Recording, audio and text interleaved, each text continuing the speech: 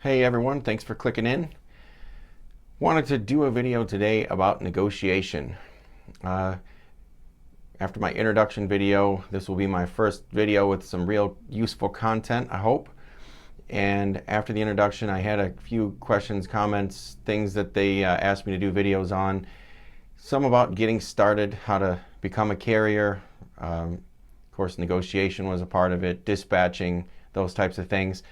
And I think negotiation is a good place to start because even if you are a company driver or if you're an owner-operator and you're with a carrier that does not allow you to self-dispatch, it's good to know these little tips and techniques. But also, if you are self-dispatched, it's imperative that you know how to negotiate. And once you become a carrier, this is you'll be doing it every day. And of course, brokers are experts at it. This is all brokers do.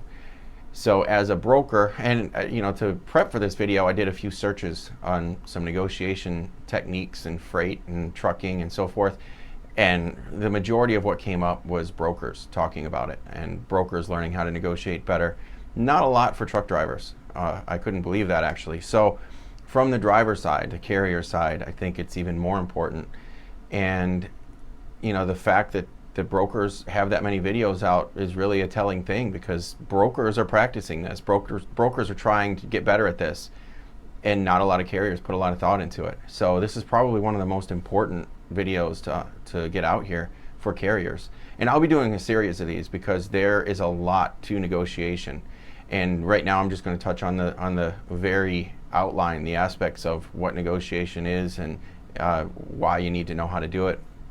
And as a company driver, I said that, I'm sure some of you are asking, well, why do I need to know as a company driver? Well, have you ever asked for a raise? Or maybe you got stuck at a shipper receiver and there was some detention involved and you thought you needed to be compensated for that, even as a company driver? Or, maybe, certain loads come up and you see other drivers getting dispatched on those before you or so forth. If you can negotiate that as a company driver and knowing how to negotiate, that can benefit you. That's huge. Of course, as an owner-operator, the higher you get in this game, the more important it becomes. As an owner-operator, to be able to dispatch or to negotiate your dispatch a little bit better, even if you can't self-dispatch, if you can work with your load planner or your dispatcher and help them understand what you need, and that's all part of the negotiation. Now remember, negotiation is something that happens even little 2-year-olds. That's why babies cry. That's all part of negotiation. It's a natural thing. But that's something that as Americans, Canadians, Western civilization, it's not something that we're comfortable with. I've read a lot of books on negotiation, and that's one of the things that every book hints at is, in the Eastern culture, when I was in Iraq, in the Middle East, and in Kuwait, and a lot of the people in the Afghanistan, India, and all that, that's part of a way of life. When you go to a market, they don't have price tags on everything. Everything is negotiated. But we're not used to that in the Western culture. Here in the United States, we want a price tag on everything. You walk into Walmart, and if the price doesn't match what you want, you walk across the street to Target, and you find it for that price. You don't ask them to discount it. Rarely. You'll see these signs up, big posted signs that say we price match, and the majority of people don't even ask for the price match. They don't lose money with those signs because people just don't ask. Here we don't. There are of course some people that are coupon cutters and try to really save on things like that, but the majority of people don't want to ask for the quoted rate, the price, this price tag price. They don't want to negotiate that because they feel that it's stated, and we're too civilized. Those of us in Western, we're too civilized to negotiate. And when it comes to work, when it comes to your job, when it comes to negotiating with brokers, that will bite you. That you will lose because you're not prepared for it. The more you do it, the better you get at it. And brokers dispatch and negotiate on dozens of loads every single day. Some brokers, agents are moving 300 plus loads a month, and each one of those has a negotiation. But as a driver, you might do 2 or 3, and that's if you're doing multiple loads. If you're doing long haul type freight, you might do 1 load a week and you negotiate on that. So the brokers have a lot more practice than you. So it's important to understand that. Carriers have a lot more practice than owner operators. The dispatchers are calling and negotiating on these things all the time. They have more practice than owner operators or company drivers. So it's helpful to understand how these things work. Now, the big thing is what I just touched on is to remember that when it comes to negotiation, you can negotiate. And that's when I'm coaching people on how to do this, that's probably the first thing that I have to help people get over, is that you can negotiate. Everything is negotiable. When I got the load board up behind me and I was just doing some quick searches just to kind of see what the market's like in a few areas, one of the things that I've been recently trying to get people to understand is they'll pull up a load search and there's a rate column and they will sort the loads by rate. And the first loads that they call on are the ones that have a posted rate. And I have a couple of owner operators that have been with me and they're working on getting, past this and getting a little more comfortable with negotiating. And what I've been trying to explain to people is the ones that don't have a posted rate are probably the ones that you can get the most money on, because that's, there is no anchor already set. You can set that anchor wherever you want to. So there's a lot more room to negotiate. And the reason that brokers post a rate is because they know of that psychological thing I'm talking about. People don't like to negotiate, so they like to see a price posted. And those of you watching, how many of you do that? How many of you search by rate? And those are the calls you make first. So first and foremost, understand how to negotiate and that you can negotiate. So that is the biggest point to get across.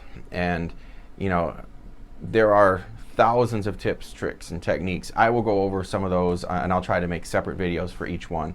But that is probably the most important point I want to get across, is that you can negotiate on everything. Now, to go in a little bit further, what is a negotiation? Simply put, negotiation is just communication on the details. And it's a little bit of give and take from both sides.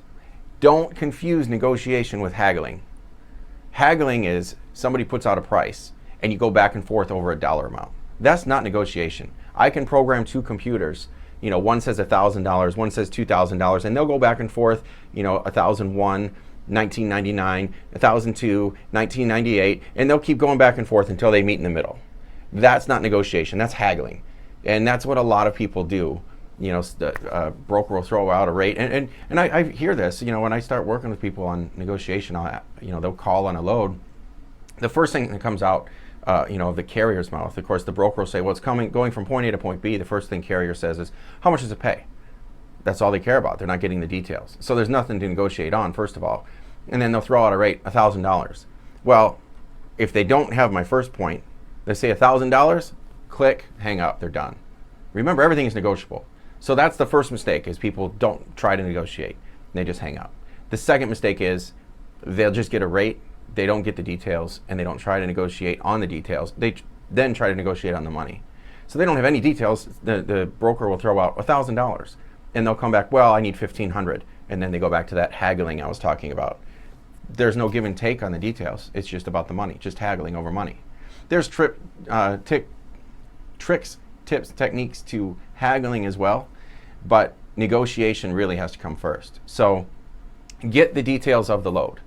Work out appointment times. Work out the equipment that you need. Work out the type of load, the weight, the area it's running. If you're running heavy weights through the mountains, well, that can be a negotiation point. Say, well, if this was running on the flats and from Orlando to Miami, which is my market, well, you might be able to do it for $2 a mile. But you want me to go, from, I don't know, Salt Lake City to Denver, all climbing uphill? Well, that's going to be a little more fuel mileage, fuel economy issues, and it's going to be a little bit more expensive. Fuel is more expensive in the Rocky Mountain District, and you can use all that. That's all part of the negotiation.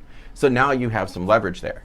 But if all you say is point A to point B, it's X amount of miles, I want $1 a mile, or whatever, a certain dollar amount a mile, then you need to understand where to negotiate from there. So I'll do some follow-up videos here in a little while, in the coming days, about the tips and tricks. And let me just leave it with, remember to at least try to negotiate. If nothing else, if you're not even comfortable negotiating the details, and you do skip right to haggling, at least ask for something more. It doesn't hurt to ask. The worst they can say is no. So if they throw out a rate, at a very minimum, just ask for more. You don't have to haggle. You don't have to give anything away. They say $1,000, just say, can you do more? Just like that. Most of the time they'll come up some, but don't just hang up the phone. So, and that little tip there is called the crunch. That's a technique called the crunch. Always crunch. And that's more about haggling than negotiation, but it's all part of the process. At least it's trying to get somewhere. So that will wrap things up for today. Subscribe below. I know this is a new channel. I don't have a lot of subscribers yet. I will be doing a lot more content on negotiation. I'll get a lot more detailed. Like I said, I've got load boards up behind me. I hope to do some content on load boards. I've got different subscriptions to every load board out there, so I'll show you guys some of the tips and tricks I use on those. I'll show you how to work some of that into negotiation. And I am going to do a video on how to get started with your own authority, so that'll be coming up as well. So subscribe, like the channel, share it with some friends. I'd like to get the word out there, and hopefully my content can help some of you all. So thanks for joining me, guys, and we will see you in the next video.